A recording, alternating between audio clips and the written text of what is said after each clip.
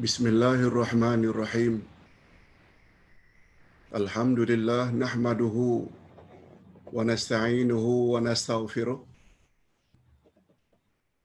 wa na'udzu billahi min shururi anfusina wa min sayyiati a'malina. Man yahdihillahu fala mudilla lahu wa man yudlil fala hadiya lahu.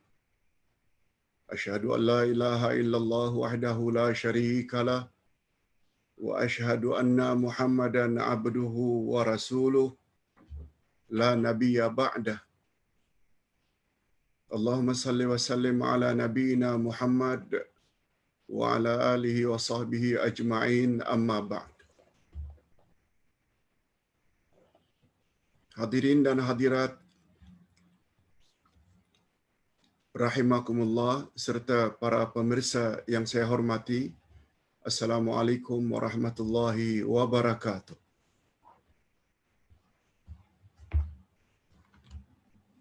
Alhamdulillah, kita bersyukur kehadirat Allah Azza wa Jalla. Berkat taufiknya kita dapat meneruskan lagi pada pagi ini pelajaran yang ke-12 dari kitab Ke Arah Memahami Al-Quran dan Al-Hadis jilid 1 halaman 111 hingga 117 di bawah tajuk, di bawah topik Fadilat Tasbih, Fadilat Tahmid, Tasbih, Salat, Sedekah, Sabar, dan Al-Quran.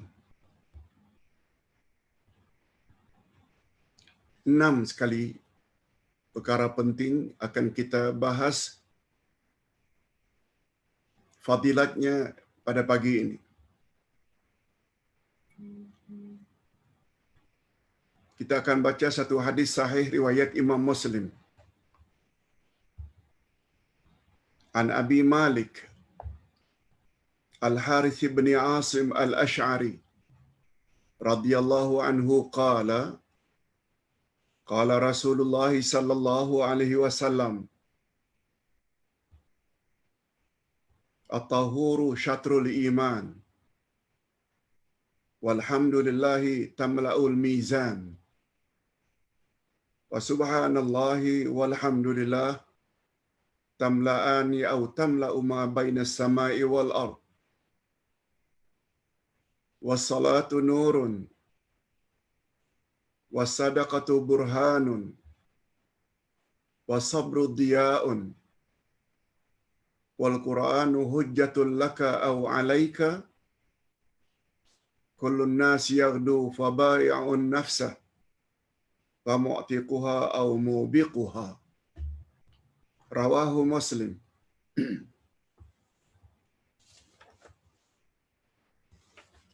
Terjemahan hadis.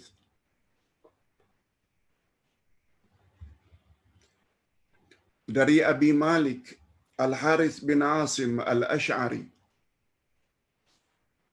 radhiyallahu anhu katanya, telah bersabda Rasulullah sallallahu alaihi wasallam, kesucian itu sebahagian daripada iman.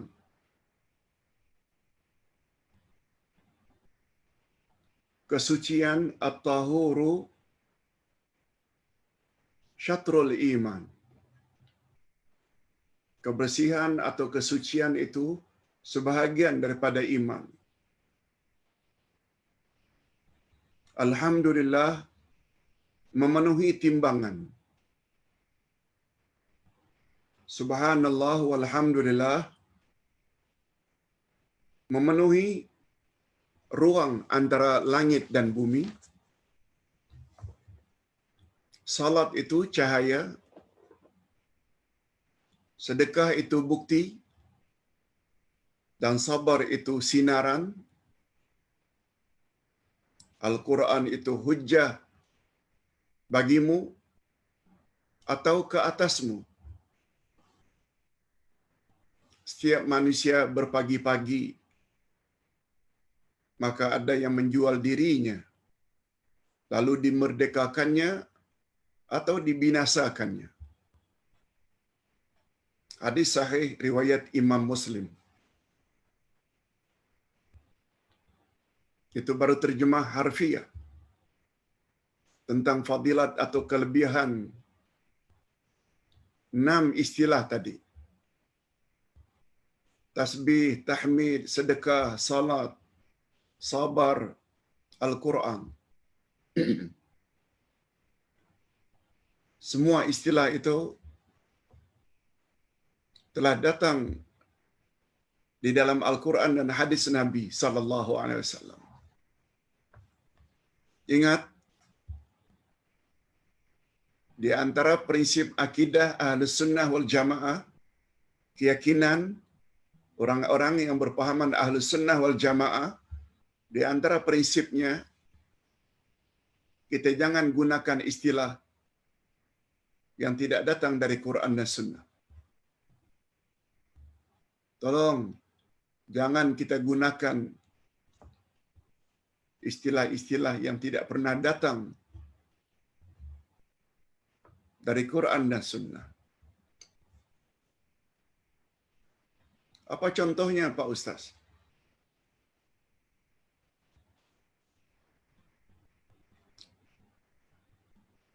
Istilah tarikat tak pernah datang dari Nabi. Tak payah kita bersusah payah nak masuk tarikat. Istilah tasawuf juga tidak pernah datang dari mulut Nabi. Begitu juga istilah-istilah yang direka-reka oleh orang akhir zaman. Kadang-kadang dinamakan Islam Madani.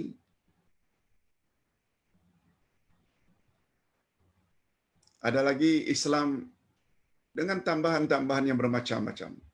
Bagi kita Islam itu dah cukup dah.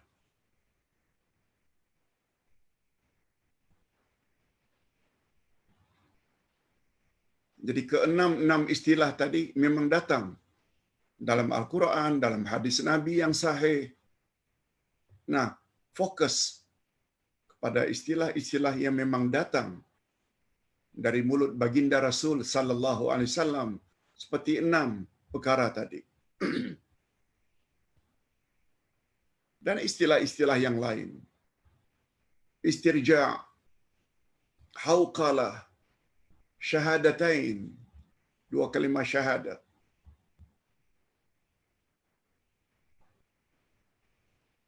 Nah, sebelum Ustaz lupa, semalam sudah siap dicetak buku yang Ustaz war-warkan sejak lama, iaitu kitab Hakikat 2 Kalimah Syahadat. Sudah ada cetak dalam jumlah yang cukup banyak. Mengingat kitab itu sangat mustahak. Hakikat 2 Kalimah Syahadat. Hadirin dan hadirat rahimakumullah. Setelah kita tahu terjemah harfiah, sudah tentu kita tidak begitu faham sangat kalau kita tidak mempelajari terjemah maknawiyah, yang untuk hadis dipanggil dengan syarah, kalau untuk Quran dipanggil dengan tafsir. Okey, kita syarah satu demi satu. Kita perjelaskan satu demi satu makna 6 perkara tadi.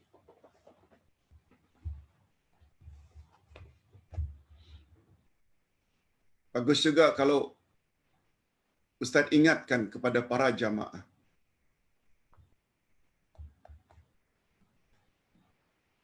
Sungguh banyak pertanyaan-pertanyaan yang Ustaz terima. Pak Ustaz, betulkah membaca Alhamdulillah ganjarannya begini? Membaca Subhanallah ganjarannya begini. bila kita bersedekah begini dan begini fadilatnya.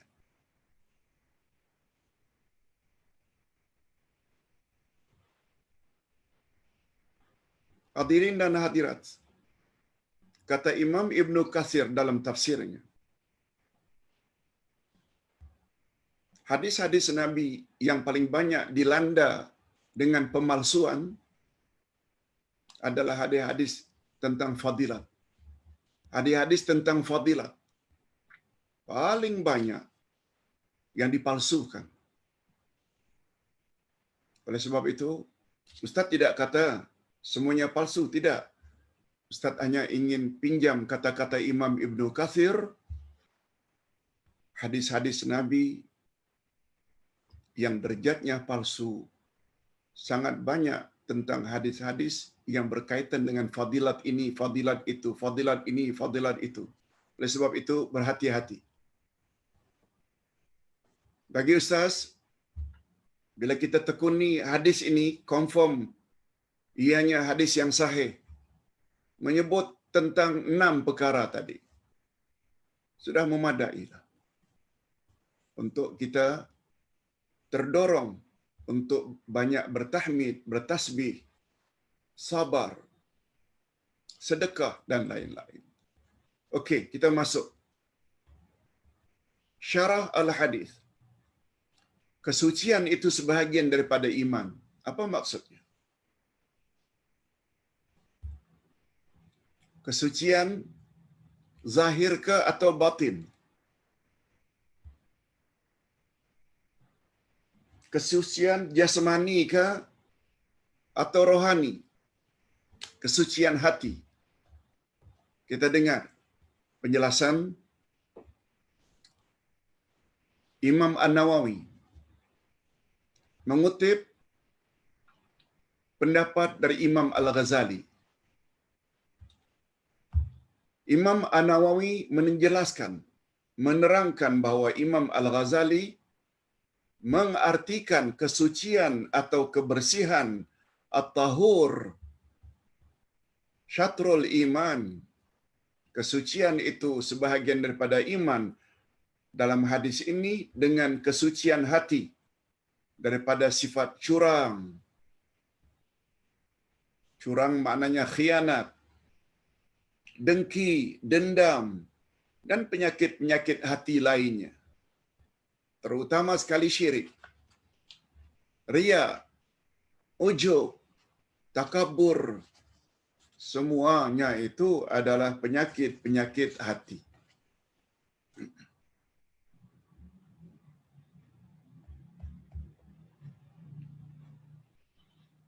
Imam An-Nawawi rahimahullah selanjutnya berkata,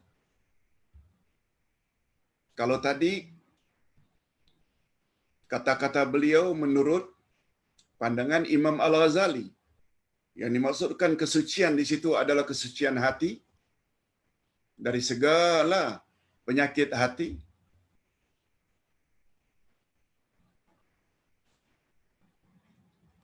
Dan menurut Imam An-Nawawi, adapun pendapat setengah ulama lain pula,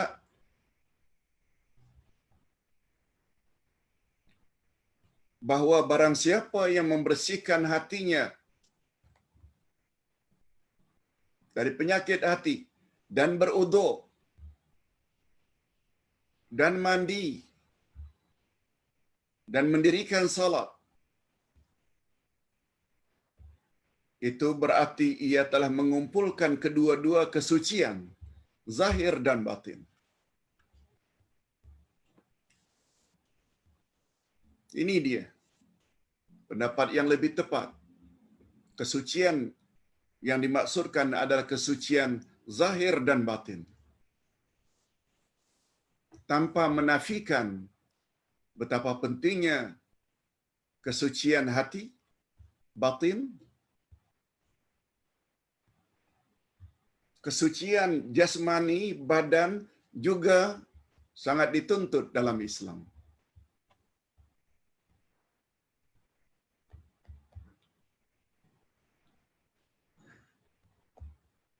Imam Ibnul Qayyim pernah berkata,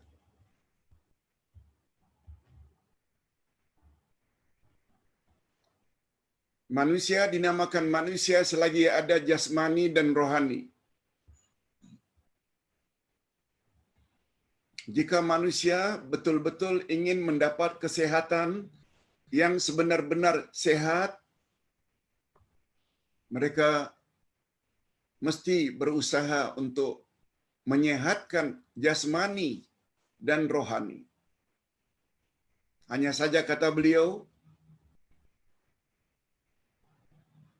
hendak menyehatkan jasmani, dia hendaklah diberi makan dengan apa yang tumbuh di bumi.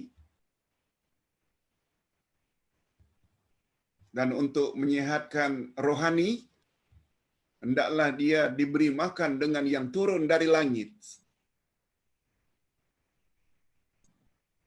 Badan jadi sehat, seperti pagi tadi, kita sahur. Bagi yang puasa hari putih, atau breakfast, sarapan. Manusia biasanya ada makan tengah hari, lunch, ada dinner, dengan nasi, dengan roti, dengan buah-buahan, sayur mayur, ikan, daging, semuanya ini yang ada di bumi. Beri makan jasmani. Dan untuk mendapat kesehatan rohani, kita hendaklah beri makan dengan yang turun dari langit, yaitu wahyu. Apakah wahyu itu bernama Al-Quran atau wahyu itu bernama hadis Nabi sallallahu alaihi wasallam, sebab kedua-duanya adalah wahyu. Yes. Sebabnya jangan jadi insan yang hanya mengutamakan kesehatan jasmani saja, tapi rohani tidak dibersihkan, hasad, riya, syirik, ujub, takabur, salah-salah kebaikan jasmaninya tidak ada nilai di sisi Allah. Semua kita tahu bahayanya penyakit hati. Atau orang yang hanya jaga hati saja, jasmani tidak dijaga. Ini termasuk dalam keadaan COVID-19. Jasmani perlu kita jaga daripada ditimpa penyakit. Oleh sebab itu, hatta salat sudah sampai ke peringkat darurat. Jangan saf rapat-rapat. Kalau perlu salat di rumah. Jangan ke masjid. Arahan ulil amri. Demi menjaga kesehatan jasmani. Sebab Nabi bersabda dalam hadis sahih, la darara wa la dirar. Jangan kamu mencari penyakit dan jangan kamu menjadi penyebab orang lain sakit. Agama Islam sungguh cantik. Jadi ringkasnya, kebersihan yang dituntut kedua-duanya, bersih hati dan bersih jasmani. Okey, kita berpindah kepada fadilat tahmid. Tahmid maknanya ucapan alhamdulillah. Apa kata Nabi sallallahu alaihi wasallam tentang alhamdulillah? Alhamdulillah memenuhi timbangan. Timbangan yang dimaksudkan di sini, timbangan pada hari kiamat. Betul tak? Semua kita yakin bahawa apabila kiamat, setelah kita bangkit dari kubur masing-masing dan kita akan dihisab, dan ketika dihisab itulah amalan kita akan ditimbang. Timbangan itu maksudnya. Dengan menyebut alhamdulillah, penuh timbangan amal baik kita. Kita baca. Ini berarti ganjaran atau pahala menyebutnya, yaitu menyebut alhamdulillah serta memahami maknanya dan beramal dengan maksudnya adalah memenuhi timbangan kebajikan ketika hari akhirat kelak. Di hari akhirat kelak, maknanya hisab di padang mahsyar.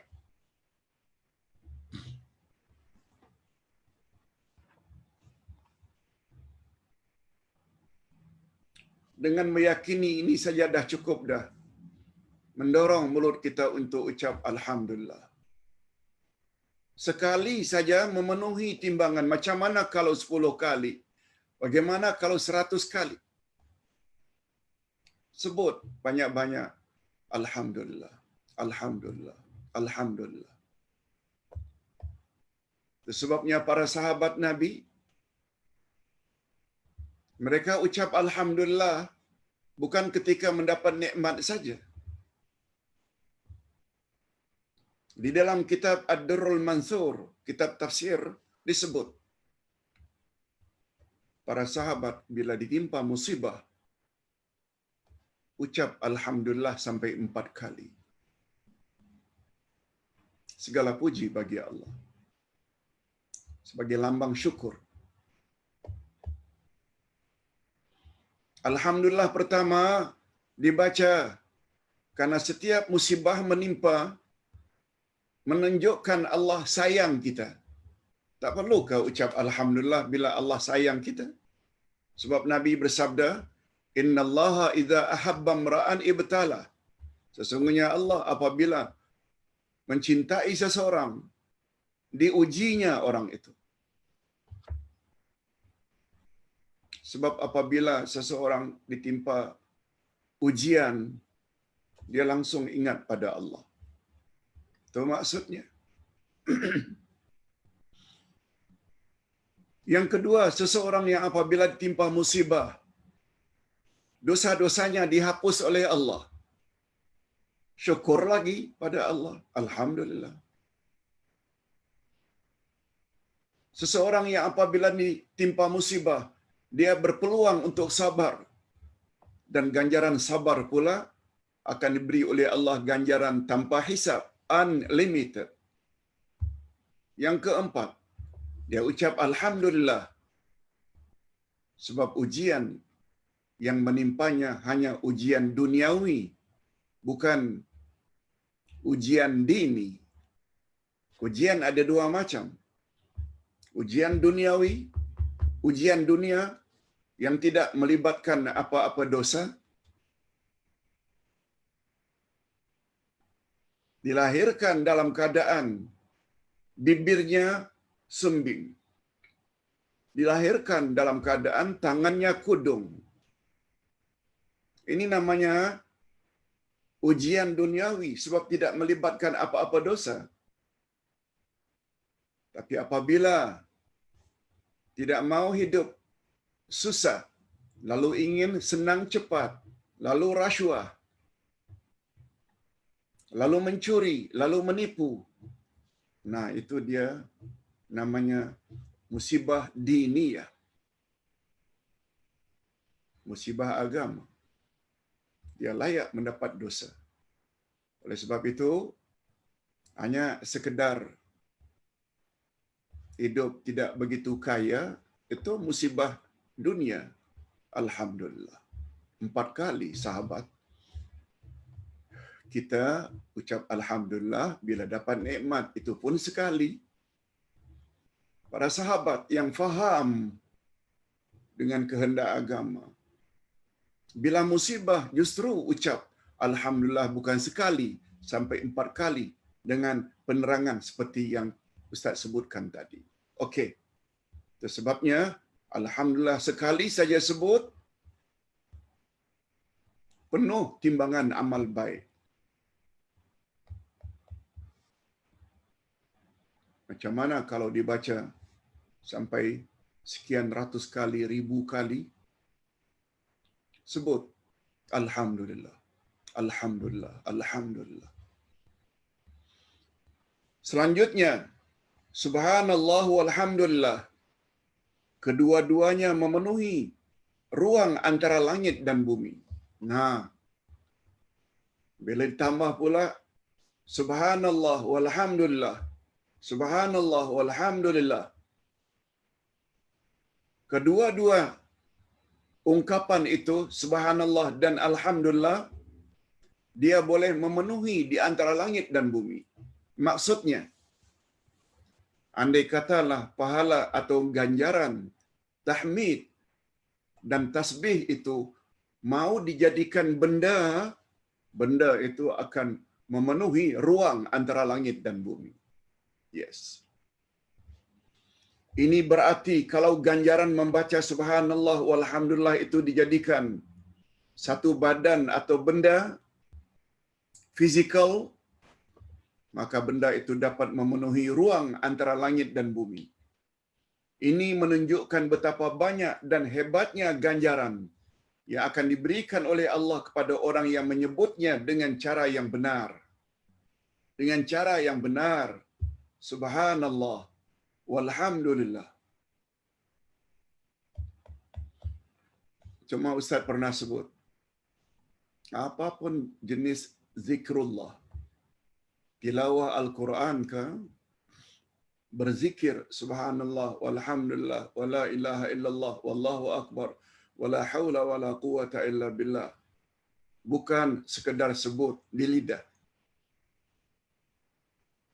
tapi dihayati maknanya, diingat maknanya, dihayati, dilaksanakan kehendak setiap zikir itu dalam tindak tanduk harian. Itu yang maksudnya mempunyai ganjaran seperti ini, bukan sebut saja. Ingat, Ustaz pernah sebut, zikir ada 3 jenis. Zikrul lisan, lidah menyebut subhanallah walhamdulillah wala ilaha illallah wallahu akbar. Kalau zikir lisan saja tidak diikuti dengan hati,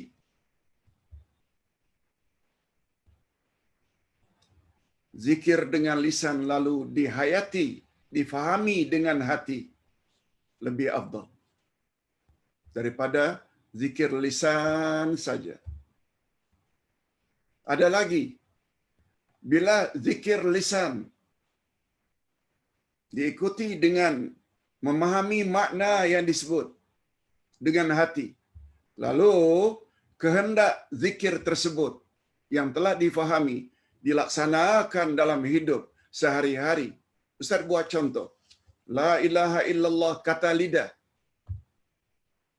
Hati meyakini maknanya tiada Tuhan yang berhak disembah melainkan Allah. Kata hati. Tindak tanduk kita tidak sekali-kali terlibat dengan syirik dalam hidup. Tidak akan mendatangi bomo dukun untuk bertanya perkara-perkara gaib.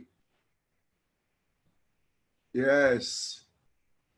Pada orang tersebut lengkap ketiga-tiga zikir.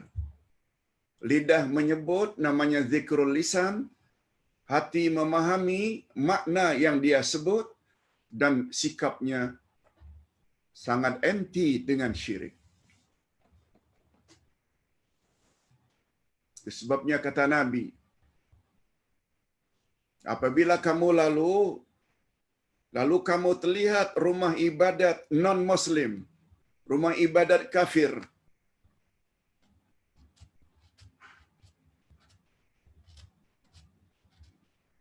lalu batu kef, lalu nampak tokong Cina, lalu nampak gereja Kristian,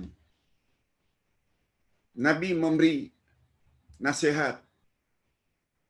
Ketika melihat rumah ibadat non-Muslim, angkat tangan kananmu sambil menunjuk Esa.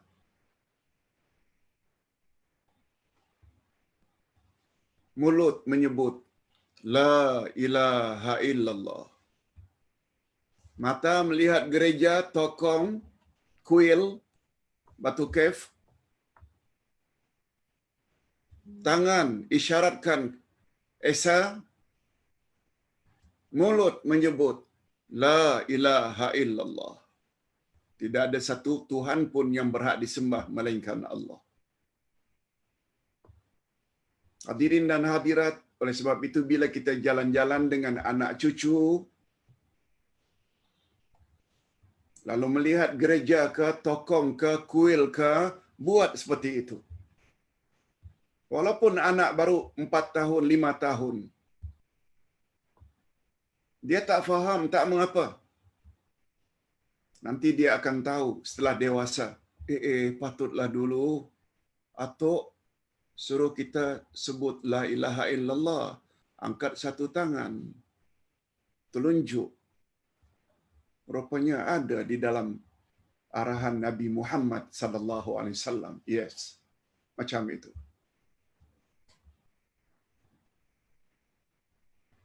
Walaupun ada hadis yang menyebut muru auladakum bisalah li sab'in. Suruh anakmu salat ketika umur 7 tahun. Wadribuhum li ashrin. Pukul anakmu apabila umur 10 tahun masih lagi tidak mau salat dengan pukulan mendidik. Jangan dikira pendidikan bermula dengan salat. Tak, dalam Islam. Bukan. Akidah dulu.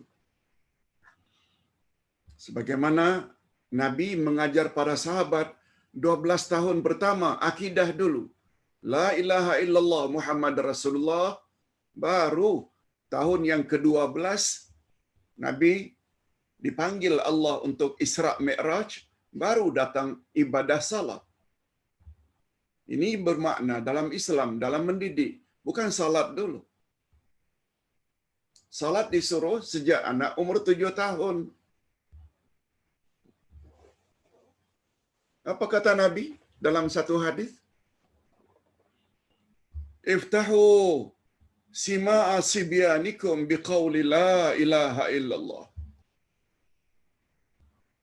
Bukakan pendengaran telinga bebimu yang baru lahir dengan kalimat la ilaha illallah.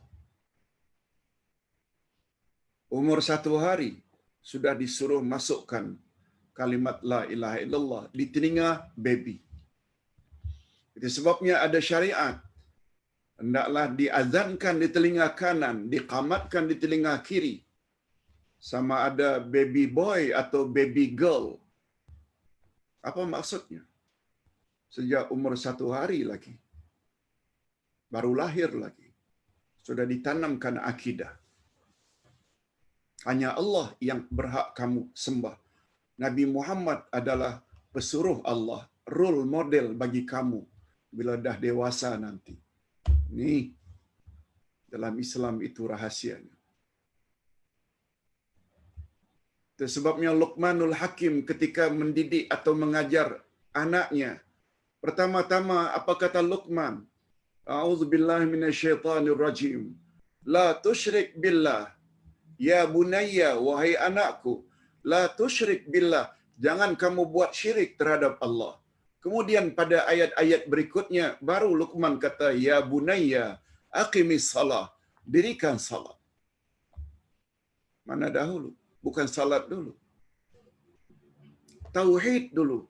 Istilah jangan buat syirik, maknanya mantapkan akidahmu, tauhidmu. Begitu dalam mendidik anak-anak.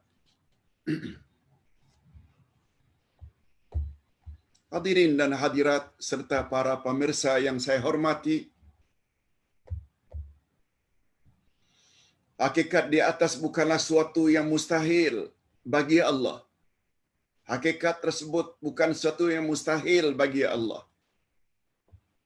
Sebab Allah Subhanahu wa taala Maha Kuasa.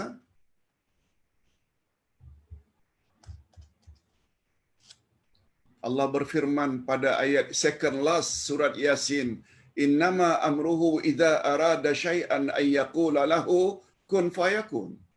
Allah apabila berkehendak, dia cukup mengatakan jadilah, maka jadilah. Sungguh banyak kisah-kisah. Umpamanya seseorang apabila telah meninggal dunia di dalam kuburan, apabila dia telah dapat menjawab soal mukar wa nakir dengan baik, maka akan datanglah satu makhluk yang sangat cantik wajahnya, sangat harum semerbak baunya. Lalu jenazah tanya, man anta? Siapa kamu? Lalu lembaga itu menjawab, ana amaluka salih. Aku adalah amal salehmu dulu ketika di dunia. Lihat, mampu tak Allah membentuk amal saleh jadi benda yang cantik? Demikian sebaliknya. Apabila yang datang itu dengan hodoh dan baunya yang busuk, siapa engkau? Akulah amal jahatmu dulu, maksiatmu ketika di dunia. Tidak beritahu kalau Allah katakan subhanallah walhamdulillah memenuhi antara langit dan bumi. Mungkin ada yang tanya macam mana? Jawabnya, Allah berkuasa. Ini contohnya banyak. Ini pada muka surat 113 ini Ustaz bawa beberapa dalil, antara lain yang Ustaz sebutkan tadi.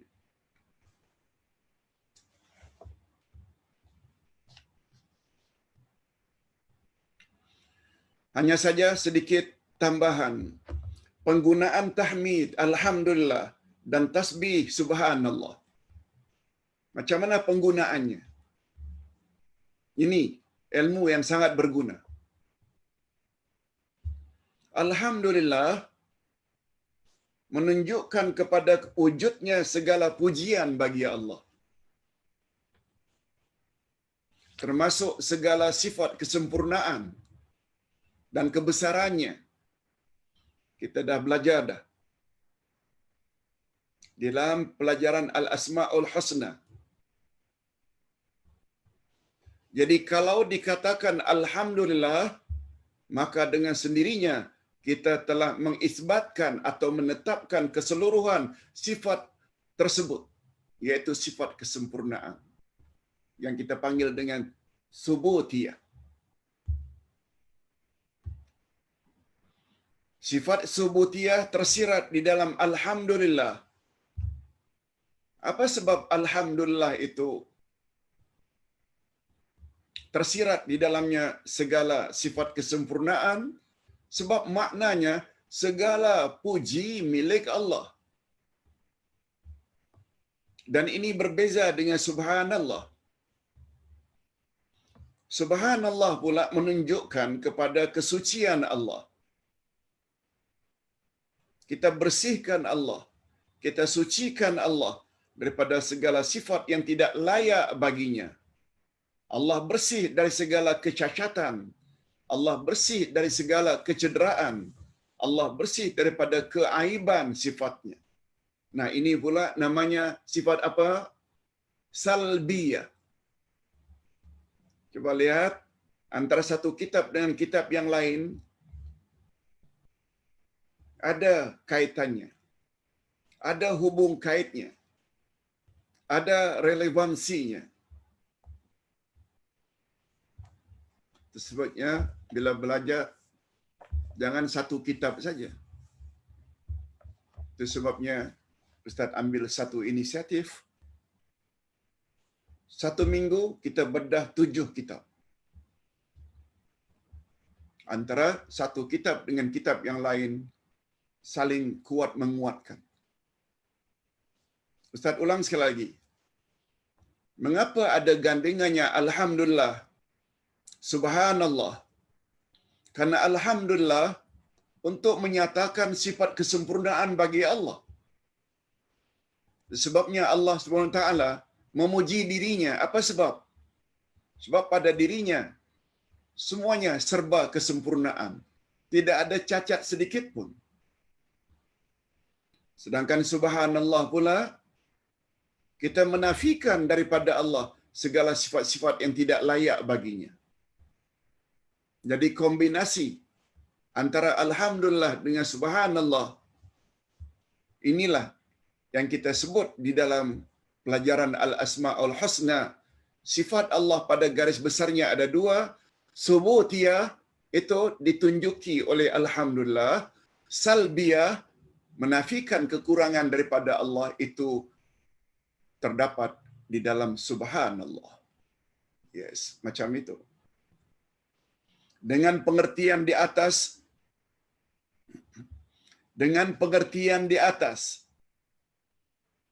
maka jelaslah bahawa tahmid alhamdulillah adalah lebih lengkap dan lebih luas maksudnya.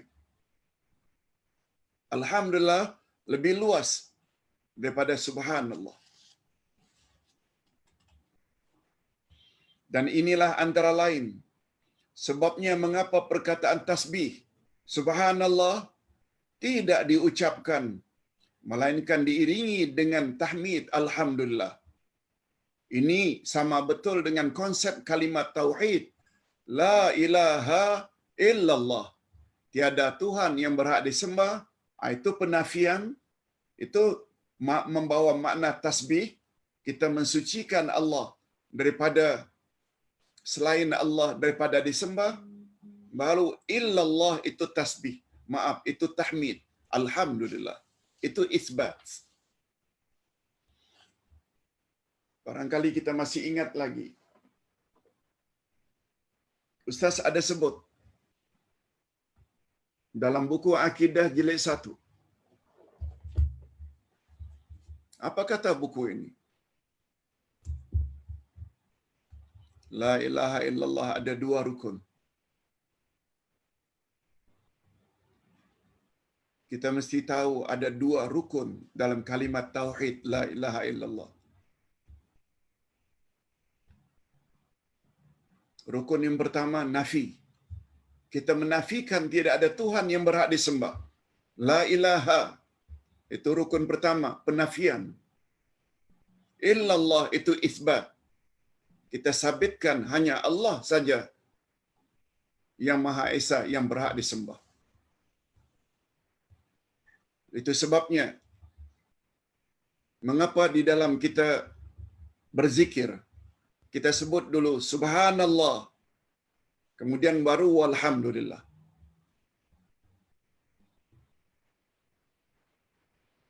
Karena subhanallah mengandung makna penafian. Maha suci ya Allah. Allah tak pernah ada keaiban, kecacatan dan kekurangan. Itu dulu, baru walhamdulillah sama dengan illallah, melainkan Allah. Itu sebabnya kita selalu mendengar zikir-zikir yang datang dari Nabi, semuanya diawali dengan subhanallah. Cuma subhanallah saja tidak cukup kalau tidak digandingkan dengan alhamdulillah atau yang seumpama dengan itu. Sebagai contoh, subhanallahi walhamdulillah. Biasa kita dengar. Subhanallahi wa bihamdi. Biasa kita dengar. Subhanallah walhamdulillah. Subhanallah walillahil hamd. Subhanallahil azim. Subhanallah itu pensucian, al-azim itu isbat atau pengagungan.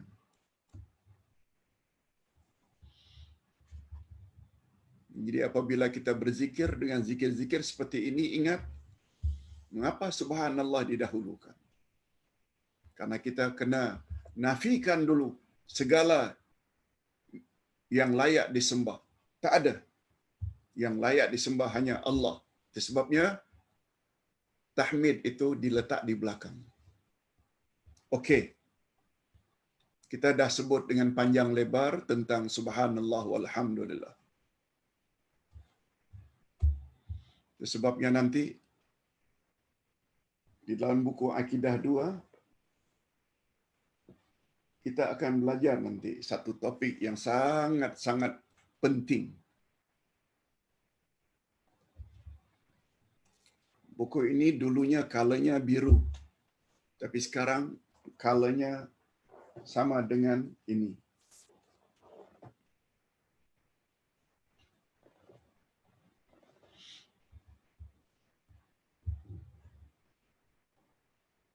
Di dalam buku 2, kita akan belajar nanti apa yang dipanggil dengan akidah wala dan bara. Wala dan bara. Barangkali di antara kita masih lagi belum biasa dengan istilah itu. Coba cari, kalau ada masa, baca bahagian wala dan bara dalam buku 2. Bahagian penghujung. Akidah wala dan bara.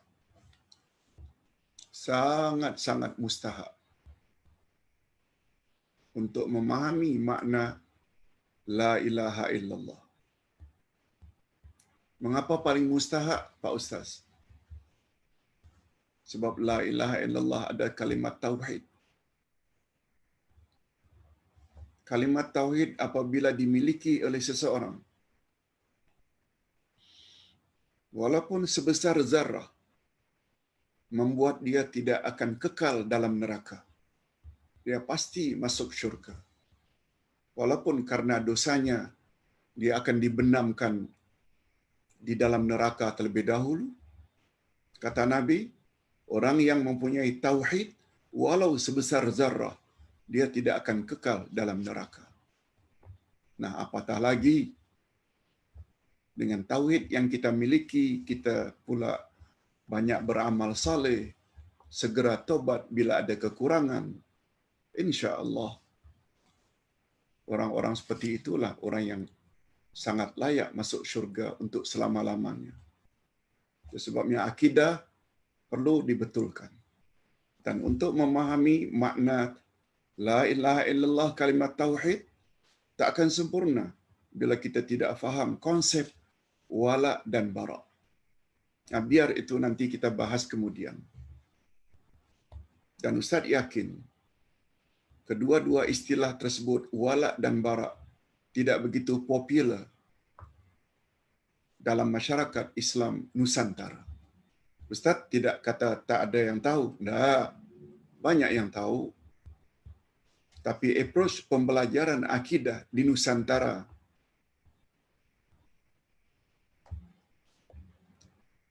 kurang didedahkan konsep wala dan bara. Tahu tak kesannya? Karena tak faham wala dan bara, kesannya apa? Impaknya apa? Implikasinya apa?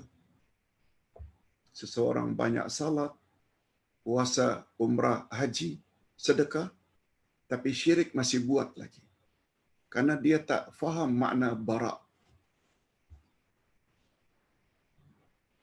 Okey, biar itu kita bahas kemudian.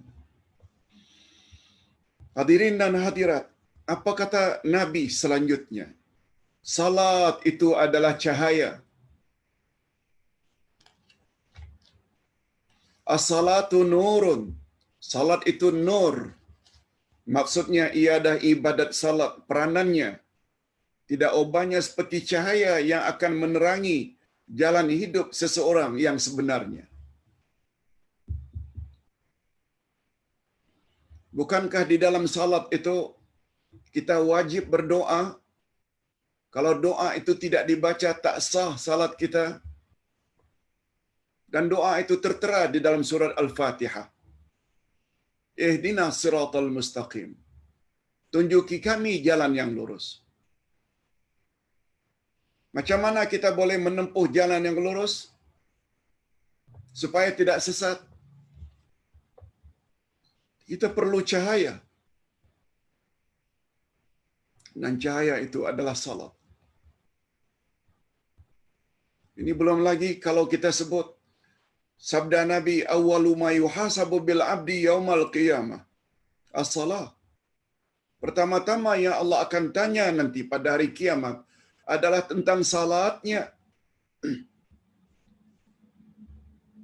Salat adalah cahaya.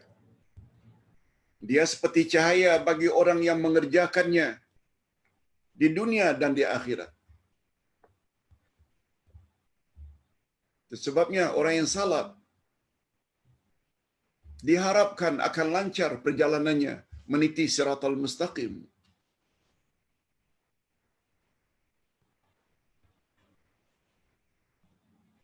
Allah menyebut dalam Al-Quran, titian siratal mustaqim hanya boleh dilalui oleh orang-orang yang bertakwa. Orang yang melintasi siratal mustaqim, Allah akan beri laluan sampai ke destinasi syurga bagi orang yang bertakwa. Sedangkan orang yang tidak bertakwa akan dikait dari bawah oleh api untuk dijatuhkan ke neraka. Nah, bila kita lihat tafsir 5 ayat pertama dari surat Al-Baqarah. Betul tak? Wa yuqimuna salah, itu salah satu syarat atau sifat al-muttaqin, orang-orang yang bertakwa. Walaupun kedudukannya dia terletak setelah alladzina yu'minuna bil ghaib. Ini lagi-lagi menunjukkan bahawa akidah adalah hendaklah didahulukan daripada salat. Sebagaimana kita sebutkan tadi. Coba tengok. Masuk lagi kitab tafsir. Ke mana-mana ayat Quran dan hadis Nabi, kita bolak-balik. Orang kata dia akan ke situ juga. Kata setengah-setengah orang, pimai tantu. Kemana saja dia akan ke situ juga. Kemana saja kita kaji ke situ juga. Di mana akidah mesti nomor 1.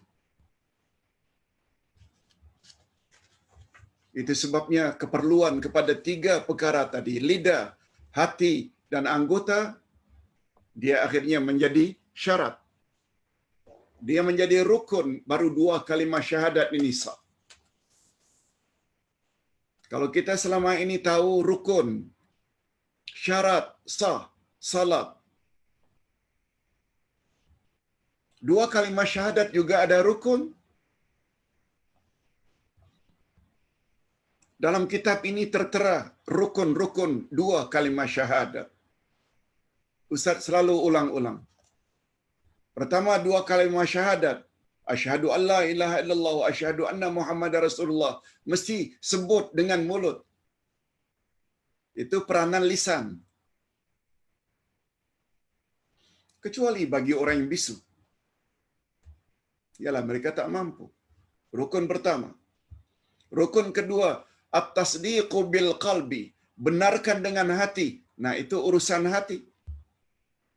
Semua orang boleh ucap asyhadu an la ilaha illallah wa asyhadu anna Muhammadar Rasulullah. Walaupun dia orang kafir. Jangan dikira negara Arab itu semuanya orang Islam. Arab yang beragama Nasrani sangat banyak. Orang Arab yang cenderung kepada Yahudi juga sangat banyak. Bahasa mereka Arab juga. Walaupun kita bukan orang Arab, tapi kita yakin dengan hati. Allah saja yang berhak disembah. Nabi Muhammad Rasulullah. Nah, yang ketiga. Masih belum cukup lagi mulut menyebut. Hati memahami makna 2 kalimah syahadat. Dan rukun ketiga, al-amal bil arkan. Kita laksanakan tuntutan 2 kalimah syahadat dalam kehidupan sehari-hari. Asyhadu an la ilaha illallah. Maknanya dalam hidup mesti taat pada Allah. Taat dengan maksud buat suruhan Allah, jauhi larangan Allah. Wa asyhadu anna Muhammad Rasulullah. Buat sunnah Nabi, suruhan Nabi, jauhi larangan Nabi. Oleh sebab itu, apabila seseorang mengucap 2 kalimah syahadat dengan fasih, yakin dengan hati tanpa ragu, suruhan-suruhan Allah tidak dibuat, larangan Allah dilanggar. Suruhan-suruhan Nabi tidak dibuat, larangan Nabi dilanggar. Orang tersebut layak dikatakan mukmin atau munafik. Lebih layak dikatakan munafik. Sebab definisi munafik, sebagaimana kita sebut baru-baru ini, juga di dalam tafsir Al-Quran, juzuk 1, penjelasan tentang ayat 8 hingga ayat 13 dari surat Al-Baqarah, bahwa orang munafik itu orang yang lain cakap, lain yang dia buat. Cakap tak serupa bikin. Lihat tu berkaitan lagi dengan tafsir. Akidah. Sumbernya adalah Al-Quran dan Sunnah Nabi sallallahu alaihi wasallam. Sekali lagi Ustaz ulang, jangan sampai hanya hafal rukun salat, rukun puasa, rukun zakat. Yang paling utama kita perlu tahu rukun 2 kalimah syahadat. Rukun 2 kalimah syahadat ada 3, ucap dengan lidah dua kalimah syahadat dengan betul, yakini dalam hati makna dua kalimah syahadat, dan nampakkan dalam tindak tanduk harian bahawa kita orang yang taat Allah dan taat Rasul. Taat dengan makna buat suruhan dan jauhi larangan. Oleh sebab itu, apabila kita hanya pandai ucap walaupun faham maknanya tapi tidak taat, kita lebih cenderung mendapat gelaran bukan mukminah tapi munafiqah. Bukan mukmin tapi munafik. Na'udzubillahi min dzalik. Okey, kita teruskan. Salat itu cahaya. Sedekah adalah bukti. As-sadaqatu burhanun. Maksudnya sedekah itu adalah zakat. Innama sadaqatu lil fuqara'i wal masakin. Sedekah di situ pada ayat dengan makna zakat. Termasuk juga sedekah-sedekah yang hukumnya sunat. Ada yang wajib, ada yang sunat. Seperti membantu orang-orang yang susah. Cuma secara umumnya, sedekah kata Nabi itu adalah bukti. Ustaz jelas saja dengan bahasa bebas. Hadirin dan hadirat, apabila kita bersedekah, betul tak yang kita nampak duit kita berkurang? Ada RM100. Nampak fakir miskin minta, kita ambil dari 100, kasih. Betul tak pada zahirnya, nampaknya duit kita kurang?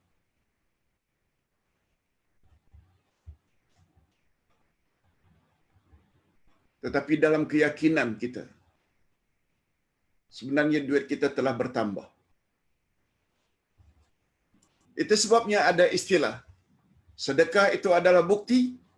Kata Imam An-Nawawi, maknanya sedekah itu adalah bukti. Sedekah itu adalah bukti bahawa kamu ada iman. Pandangan orang yang tidak ada iman, sepertinya sedekah itu mengurangi duitnya. Tapi bila sedekah itu dilihat oleh orang yang ada iman, dengan bersedekah duitnya jadi bertambah. Macam mana jadi bertambah? Bukan di dunia. Nanti di akhirat dia layak mendapat balasan daripada Allah.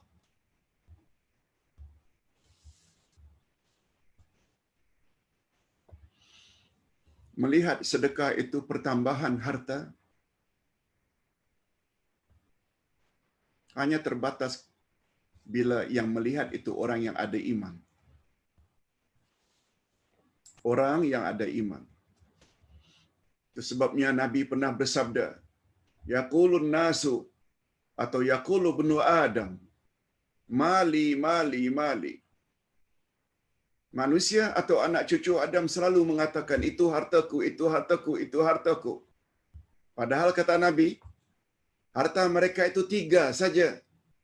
Apa yang mereka makan, habis. Apa yang mereka pakai, lusuh. Nah, yang ketiga, apa dia? Apa yang mereka sedekahkan. Maksudnya, apa mereka sedekahkan, itulah sebenarnya harta dan milik mereka. Cuma, bukan di dunia, tapi di akhirat, kita akan mendapat ganjaran daripada Allah.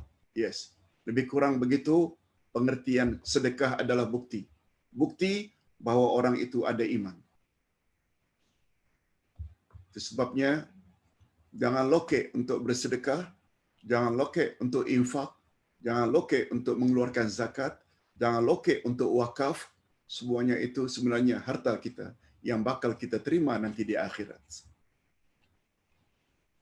Itu sebabnya Ustaz gembira sangat istilah daripada setengah jemaah kita. Setelah Ustaz katakan jazakillahu khairan, Jazakallahu khairan, jazakumullahu khairan. Mudah-mudahan Allah balas wakaf, sedekah, sumbangan yang tuan telah sumbangkan. Selalu Ustaz mendapat jawaban dengan jawaban yang cukup menggembirakan Ustaz. Apa jawabannya? Terima kasih Uday kerana telah memberi kami peluang untuk menambah bekalan kami di akhirat nanti. Yes. Itu dia orang yang faham makna sedekah. Ini maksudnya sedekah itu adalah bukti. Bukti orang itu ada iman. Dia tidak melihat dengan sedekah RM100, RM500 duitnya berkurang. Betul nampaknya berkurang. Tapi bertambah ganjaran yang akan diterima nanti di akhirat. Itu sebabnya Ustaz tertarik dengan pandangan salah seorang ulama kita, Allah yarham, Ustaz Ismail Qamus. Semua kita tahu orang Malaysia, Ustaz Ismail Qamus. Di antara ungkapan beliau yang Ustaz masih ingat lagi.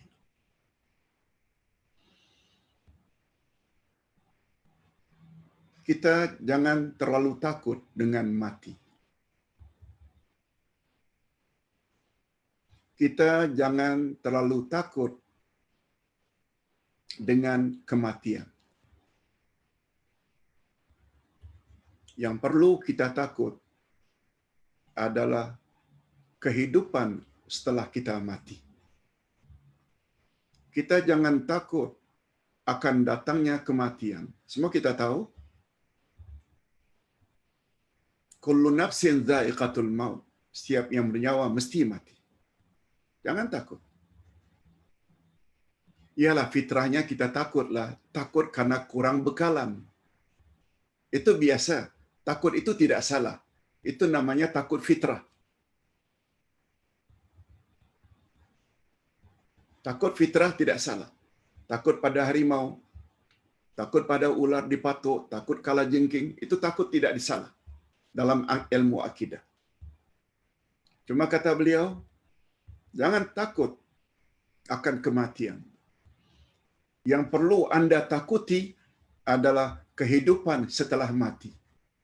Kalau-kalaulah di sana nanti kurang banyak amal kita.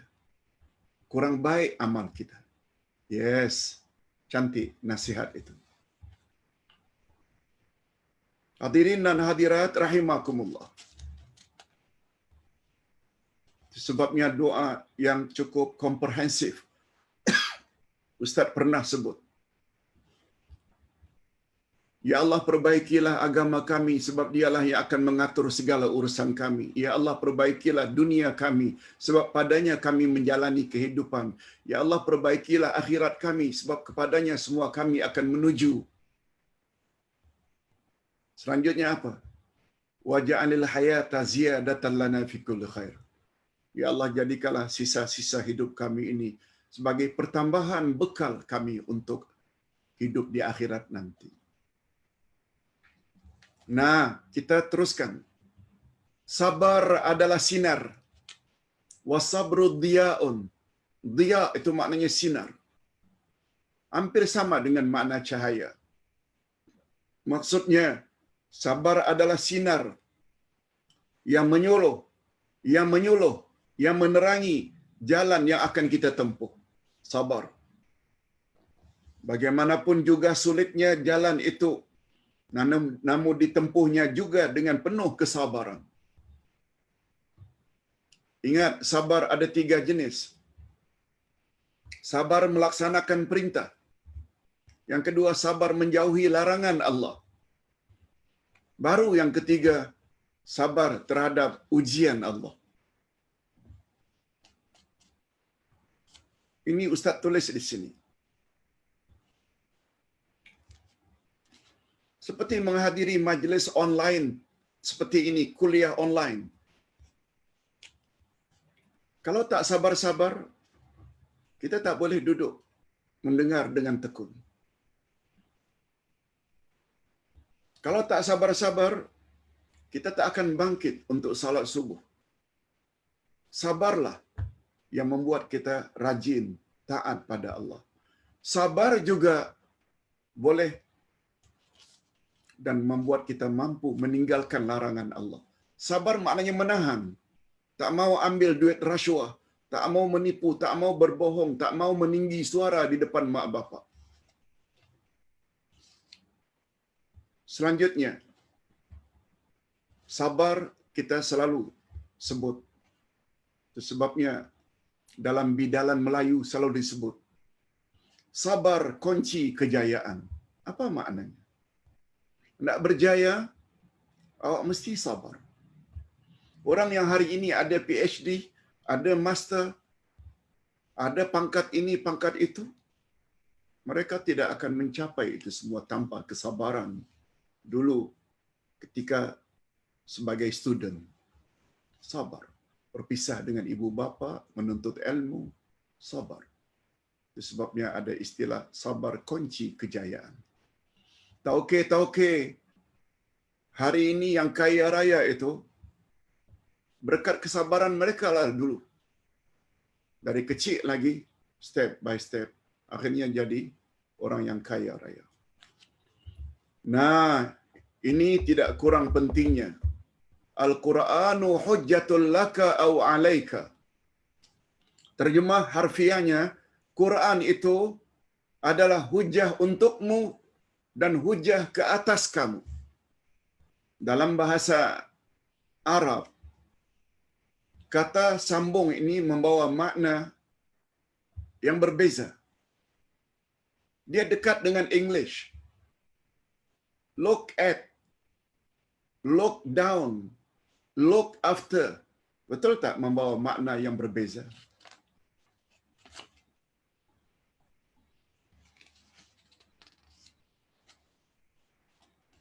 Ada yang melihat, ada yang mencari. Yang kita panggil dengan istilah to be. Bahasa Arab juga ada to be.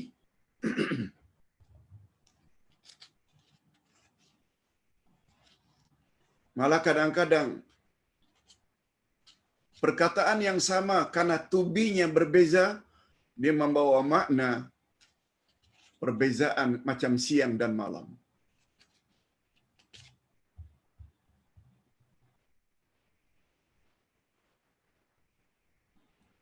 Sebagai contoh, raghibtu fiki atau raghibtu fika. Aku sayang padamu. Raghibtu fika. Aku sayang padamu.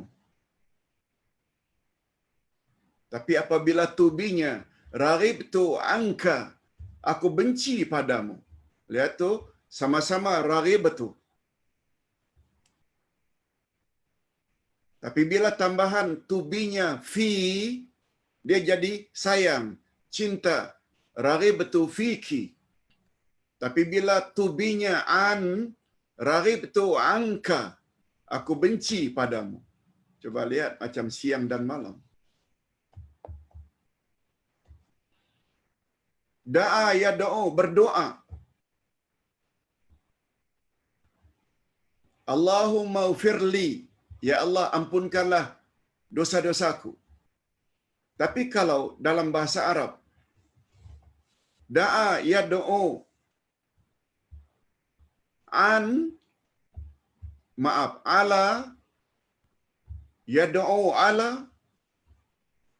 dia membawa makna berdoa minta keburukan ke atas orang tersebut.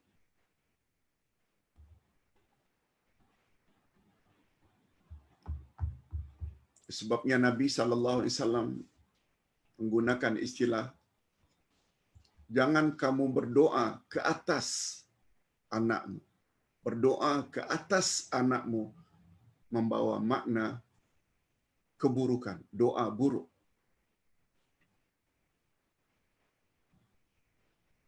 Tapi kalau berdoa li untuk, itu kebaikan. Sekedar nak buat contoh, barangkali tidak begitu bahasa Melayu, bahasa Indonesia. Itu sebabnya Ustaz selalu sebut Arab dengan English lebih dekat dari sudut kawaid atau grammarnya. Sebagaimana kita dulu gunakan istilah masjidun dengan al-masjidu tambah alif lam. Beza. Masjidun tanpa alif lam di depannya a mosque. Tapi kalau al-masjidu jadi the mosque. Rajulun a man. Kalau ar-rajulu the man. Yang kita panggil dengan istilah definitif dan indefinitif.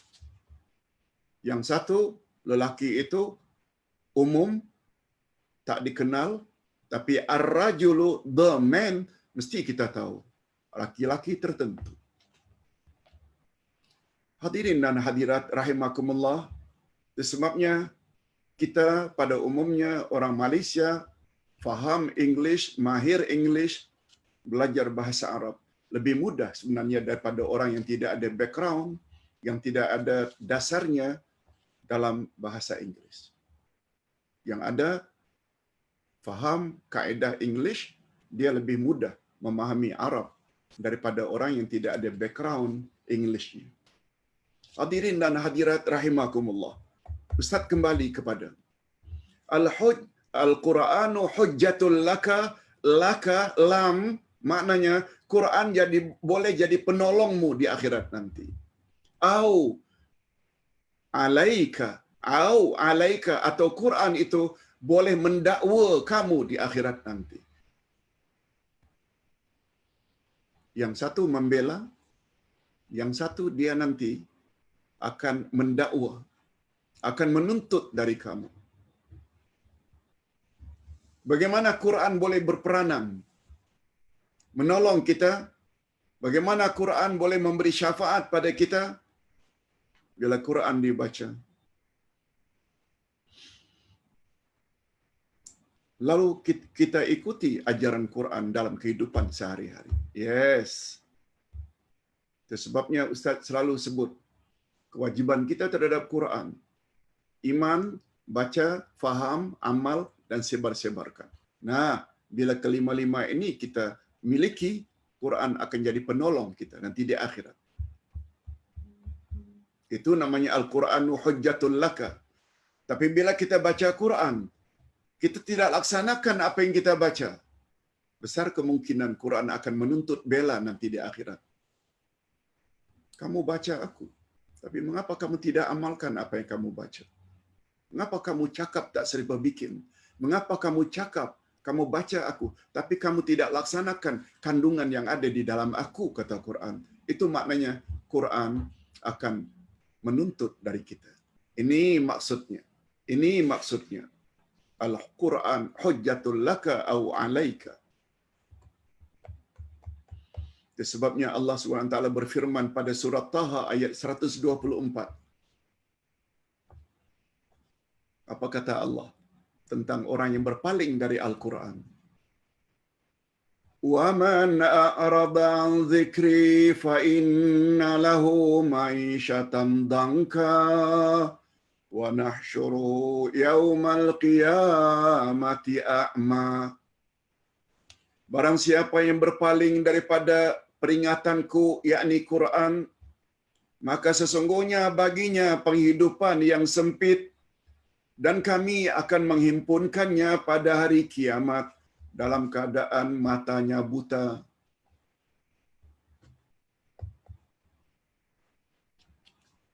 Dua sekali orang yang berpaling dari Quran. Dua, dia akan dapat siksaan dari Allah. Di dunia hidupnya sempit, dan di akhirat Allah bangkitkan dia dalam keadaan tidak dapat melihat, buta. Allah yang sebut.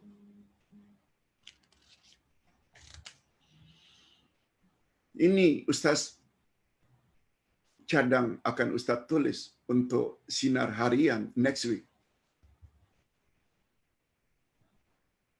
Semalam Ustaz dah kirim ke Sinar Harian untuk dimasukkan dalam Sinar Harian di bawah tajuk dengan dakwah negara selamat. Ustaz tak pasti apakah dikeluarkan hari ini atau esok, wallahu a'lam. Tapi next artikel Ustaz akan bahas tentang ayat ini. Siapa yang berpaling dari Al-Quran, dia akan dapat dua bahaya. Di dunia dia akan jadi orang yang sempit, nanti Ustaz akan jelaskan apa makna sempit, dan di akhirat Allah bangkitkan dia dari kubur dalam keadaan tidak dapat melihat. Bila tak dapat melihat, macam mana hendak meniti siratal mustaqim? Na'udzubillah min dzalik. Nah, kita sampai ke bahagian yang terakhir. Apa dia, Pak Ustaz? Setiap manusia berpagi-pagi atau bangun pagi, maka ada yang menjual dirinya, lalu dimerdekakannya atau dibinasakannya. Okey. Izinkan Ustaz menjelaskan secara bebas. Kullun nasi, tiap-tiap manusia, yaghdu, bangun pagi, fabai'un nafsah, menjual dirinya. Ada yang menjual dirinya, akhirnya dia bebas dirinya. Ada pula hasil dari menjual dirinya, dia disiksa. Minta maaf, itu literal translation. Ustaz tahu, dalam bahasa Malaysia, istilah menjual diri ini tak elok. Tapi maksud Ustaz bukan itu. Sanggup dia jual diri untuk hidup mewah, senang, beli pakaian cantik, biaya anak-anaknya, sanggup dia jual diri. Biasanya dia merujuk kepada dia, maaf cakap, berzina, melacurkan diri. Itu makna jual diri. Maksud Ustaz bukan itu. Itu literal translation dalam bahasa Arab, fabai'un nafsah. Bai' itu menjual nafsahu, dirinya. Itu sebabnya Ustaz selalu sebut dalam menterjemah ayat-ayat Quran atau hadis Nabi, kita tidak boleh setakat terjemah harfiah, tapi mesti terjemah ma'nawiyah. Baru membawa makna yang betul. Maksudnya saban pagi umat manusia terbagi kepada dua keadaan. Yang pertama, menjual dirinya kepada Allah. Nah, tergantung kepada siapa dia jual dirinya. Bila dia jual dirinya kepada Allah, bangun pagi saja, dia ucap, Alhamdulillahillazi ahyana ba'dama amatana wa ilaihin nusyur. Kan itu doa bangun tidur. La ilaha illallah wahdahu la syarikalah, lahul mulku wa lahul hamdu, wa huwa ala kulli syai'in qadir. Subhanallah walhamdulillah wa la ilaha illallah wallahu akbar wa la haula wa la quwwata illa billah. Itu yang dia baca dulu. Yang kata Nabi, bila itu dibaca, apa saja yang dia doakan setelah itu, Allah akan kabulkan. Apa saja hajat yang dia minta, Allah akan bagi. Itu bermakna bangun tidur saja dia sudah jual dirinya. Langsung ke bilik air, bersihkan badan, ambil uduk, ambil sajadah, menghadap ke arah kiblat, buat salat sunat sesudah uduk, diteruskan dengan salat tahajud, teruskan dengan salat witir, baca Quran, doa. Nah,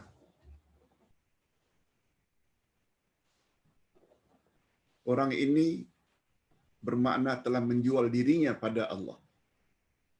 Akhirnya dia akan selamat. Karena dia jual dirinya pada Allah, jadi dia selamat. Sebab dia akan mendapat perlindungan Allah.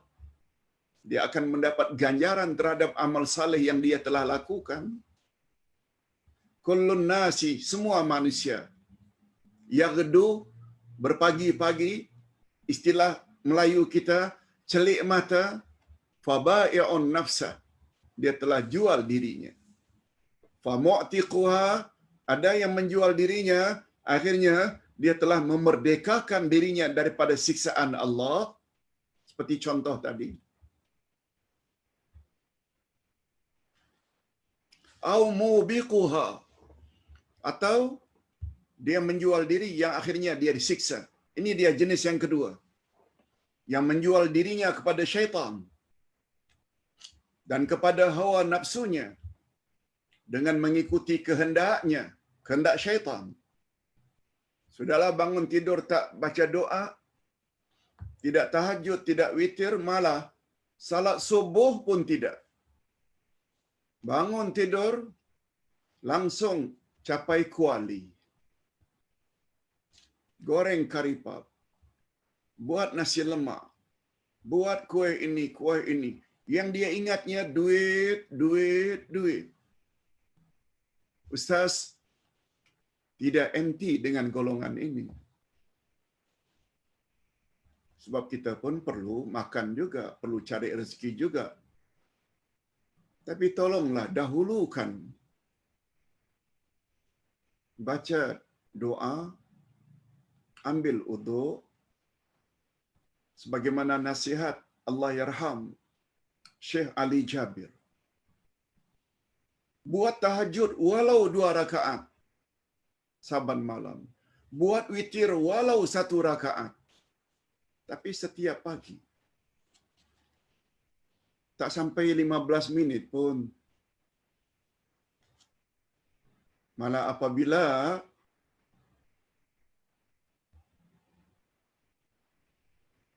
setelah uduk,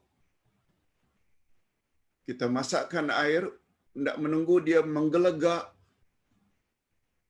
kita sempat buat salat sunat uduk yang hanya beberapa saat saja, beberapa detik saja, beberapa minit saja. Apalagi sekarang ini, semua alat memasak, semuanya elektronik, semuanya ada timernya. Lagilah mudah. Hadirin dan hadirat rahimakumullah. Nah, apabila celik mata, ingat kereta. Kerjanya lap kereta barunya. Tak salah. Tapi buat jugalah ibadat terlebih dahulu, walau sedikit. Sambil lap kereta sebut subhanallah walhamdulillah wala ilaha illallah wallahu akbar boleh. Yang taklah berzikir ni dalam tandas yang tak boleh. Menjawab azan pun dalam tandas, dalam hati saja, jangan sebut. Tetapi untuk membersihkan kereta, boleh sambil berzikir. Allah Subhanahu wa taala berfirman, bagus ayat ini untuk jadi ingatan selalu. Inna Allah ashtara minal mu'minina anfusahum wa amwalahum bi anna lahumul jannah. Allahu Akbar. Surat At-Taubah ayat 111. Sesungguhnya Allah membeli daripada orang-orang yang beriman diri mereka dan harta mereka dengan memberi syurga untuk mereka. Allahu Akbar. Banyak pengajaran dalam ayat ini. Rupanya kita ada urusan jual beli dengan Allah. Allah beli dari kita, diri kita. Bangkit malam. Diri kita pergi ke majlis ilmu. Diri kita bantu orang lain. Itu diri kita. Dan Allah juga membeli dari harta kita. Walaupun kita tahu harta kita sebenarnya harta Allah. Tapi Allah beli. Dan sebagai ganjarannya, Allah bagi kita syurga. Allah bagi kita syurga. Nah, ayat ini juga menunjukkan bahawa berjual beli hendaklah didahulukan dengan menyerahkan barangan, baru diikuti dengan bayaran. Biasanya, tolong bagi saya beras 5 kilo, tolong bagi saya gula 1 kilogram, beras dan gula diserahkan, baru kita bayar. Yes, ayat ini. Allah beli dari kita, maknanya kita kena berusaha dahulu. Sebagaimana sabda Nabi, "Man salaka tariqan yaltamisu fihi ilma, sahalallahu lahu bihi tariqan ilal jannah." Siapa bersungguh-sungguh pergi ke majlis ilmu, niscaya Allah permudahkan baginya jalan ke syurga. Permudahkan jalan ke syurga itu bayarannya daripada Allah. Betul tak kita mesti rajin dulu ke majlis ilmu, mesti rajin dulu baca Quran, mesti rajin dulu salat, mesti rajin dulu puasa, mesti rajin dulu sedekah. Itu maknanya dahulukan, ganjarannya datang kemudian. Yes.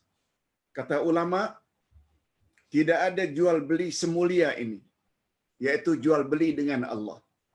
Karena yang membelinya adalah Allah. Yang Allah beli itu diri kita dan harta kita. Dan yang menjual pula adalah orang yang beriman. Kita orang beriman. Yang dijualnya adalah dirinya dan hartanya. Sedangkan bayarannya pula adalah syurga. Allahu Akbar. Allahumma ja'alna minhum. Itu sebabnya, jangan lokek dengan diri. Kita kurangkan rehat, tak mengapa. Orang yang memahami hakikat ini, dia tidak akan letih untuk berbuat baik, memberi pencerahan kepada ramai orang. Dia spend dia punya time, dia spend dia punya harta, tenaga, ilmu untuk manfaat orang ramai. Itu maknanya Allah beli dari orang itu dirinya dan hartanya atau apa yang dia miliki, tak semestinya duit.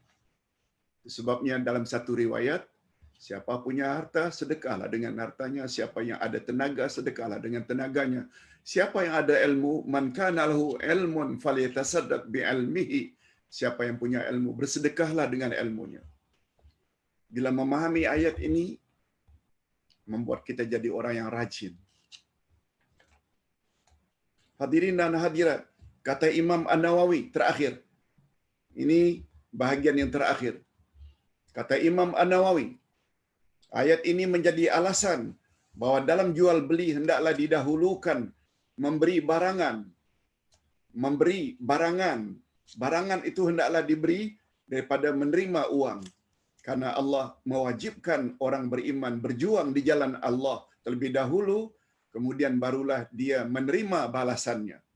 Sebaliknya, tidak ada balasan kalau tidak ada perjuangan dan amal saleh. Mungkin ada yang tanya, macam mana Ustaz? Bila kita jual beli online hari ini, kita diminta untuk bayar dulu. Baru barang itu datang kemudian.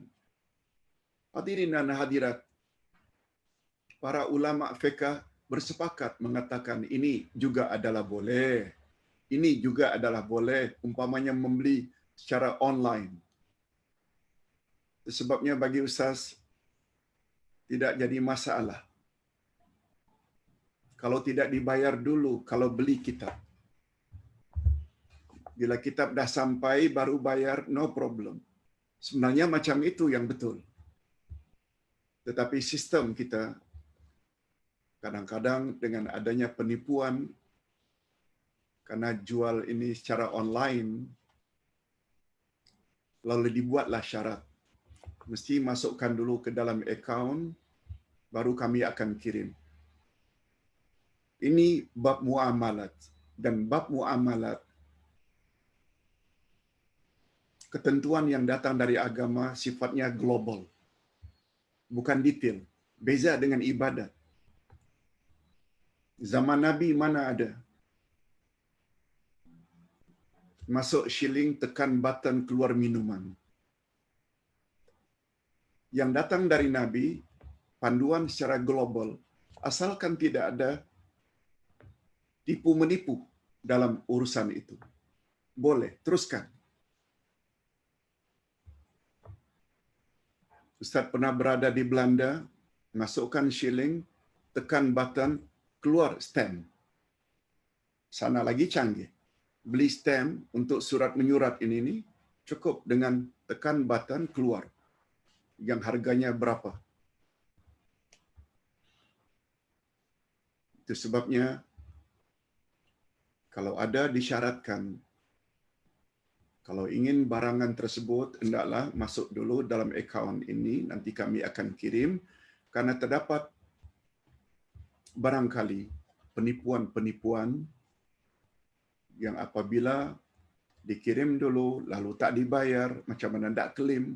Oleh sebab itu, ada semacam usaha, si bayar dulu, baru diantar. Itu sebabnya bagi Ustaz, jemaah tidak perlu bimbang, andai kata, atau kami sebagai penjual tak begitu bimbang. Apalagi ini kitab agama, andai kata tak bayar pun, kami akan dapat ganjaran di sisi Allah di akhirat nanti. Sebenarnya yang betul macam itu. Cuma tentu saja, sebagaimana yang dikehendaki oleh ayat itu, bila jual beli itu secara manual, serah barang dulu, baru bayar duit. Hadirin dan hadirat rahimakumullah, ini dulu yang dapat Ustaz sampaikan pada pagi ini. Mudah-mudahan apa yang kita sampaikan ada jugalah manfaatnya. Wabillahi taufiq wal hidayah. Assalamualaikum warahmatullahi wabarakatuh.